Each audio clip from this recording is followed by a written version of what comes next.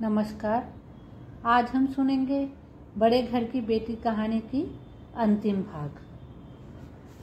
बेनी माधव ने कहा, बेटा, बुद्धिमान लोग मूर्खों की बातों पर ध्यान नहीं देते। वो बेसमझ लड़का है, उससे जो कुछ भूल हुई उसे तुम बड़े होकर क्षमा करो। श्रीकांत ने कहा, उसकी इस दुष्टता को मैं कदापि नहीं सह सकता। या तो वही घर में रहेगा या मैं ही। आपको यदि वो अधिक प्यारा है तो मुझे विदा कीजिए। मैं अपना भार आप संभाल लूंगा। यदि मुझे रखना चाहते हैं तो उससे कहिए, जहाँ चाहे चला जाए। बस ये मेरा अंतिम निश्चय है। लाल बिहारी सिंह दरवाजे की चौखट पर चुपचाप खड़ा बड़े भाई की बातें सुन रहा था। वह उनका बहुत आदर करता था। उसे कभी इतना साहस न हुआ था कि श्रीकांत के सामने चारपाई पर बैठ जाए, हुक्का पी ले या पान खा ले। बाप का भी वो इतना मान न करता था। श्रीकांत का भी उस पर हार्दिक स्नेह था। अपने होश में उन्होंने कभी उसे घुड़का तक न था। जब वो इलाहाबाद से आते तो उसके लिए कोई ना कोई वस्तु अवश्य लाते। मुकदर की जोड़ी उन्होंने ही बनवा दी थी। पिछले साल जब उसने अपने से घेवड़े जवान को नाग पंचमी के दिन दंगल में पछाड़ दिया तो उन्होंने पुलकित होकर अखाड़े में ही जाकर उसे गले से लगा लिया था। 5 रुपए के पैसे लुटाए थे। ऐसे भाई के मुंह से आज ऐसे हृदय विदारक बात सुनकर लाल बिहारी को बड़ी ग्लानि हुई। वो फूट फूट कर रोने लगा। इसमें संदेह नहीं कि अपने किए पर पछता रहा था। भाई के आने से एक दिन पहले से ही उसकी छाती धड़कती थी कि देखूं भैया क्या कहते हैं। मैं उनके सम्मुख कैसे जाऊंगा, कैसे उनसे बोलूंगा, मेरी आंखें उनके सामने कैसे उठेगी। उसने समझा था कि भैया मुझे बुलाकर समझा देंगे। इस आशा के विपरीत आज उसने उन्हें निर्दयता की मूर्ति बने हुए पाया। वो मूर्ख था, परंतु उसका मन कहता था कि भैया मेरे साथ अन्याय कर रहे हैं। यदि श्रीकांत उसे अकेले में बुलाकर 2-4 बातें कह देते, इतना ही नहीं 2-4 तमाचे भी लगा देते तो कदाचित उसे इतना दुख न होता। पर भाई का ये कहना कि अब मैं इसकी सूरत नहीं देखना चाहता, लाल बिहारी से सहा न गया। वो रोता हुआ घर आया। कोठरी में जाकर कपड़े पहने, आंखें पोंछी, जिसे कोई ये न समझे कि रोता था। तब आनंदी के द्वार पर आकर बोला, भाभी, भैया ने निश्चय किया है कि वो मेरे साथ इस घर में न रहेंगे। अब वो मेरा मुंह नहीं देखना चाहते, इसलिए अब मैं जाता हूँ। उन्हें फिर मुंह न दिखाऊंगा। मुझसे जो कुछ अपराध हुआ उसे क्षमा करना। ये कहते कहते लाल बिहारी का गला भर गया। जिस समय लाल बिहारी सिंह सिर झुकाए आनंदी के द्वार पर खड़ा था, उसी समय श्रीकांत सिंह भी आंखें लाल किए बाहर से आए।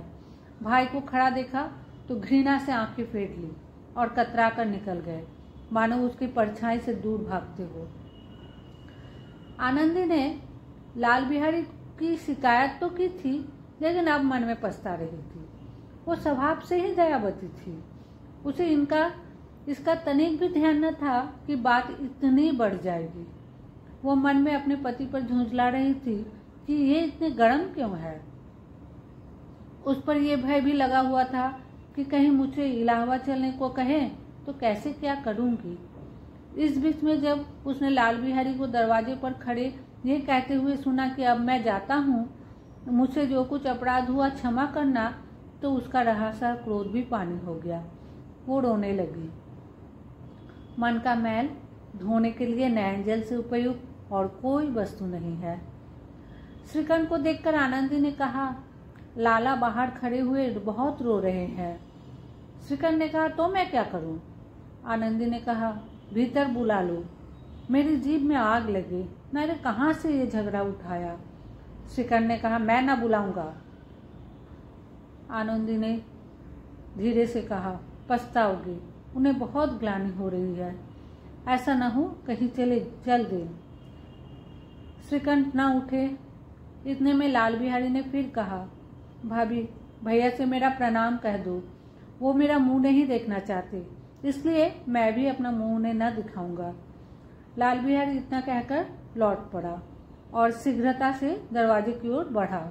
अंत में आनंदी कमरे से निकली और उसका हाथ पकड़ लिया।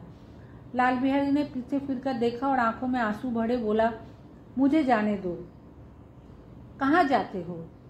जहाँ कोई मेरा मुंह न देखे मैं न जाने दूंगी।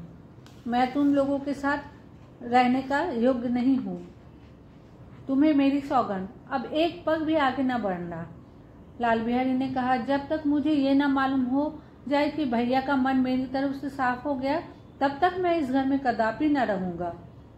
मैं ईश्वर को साक्षी देकर कहती हूँ कि तुम्हारी ओर से मेरे मन में तनिक भी मैल नहीं है, आनंदी ने कहा। अब श्रीकांत का हृदय पिघला।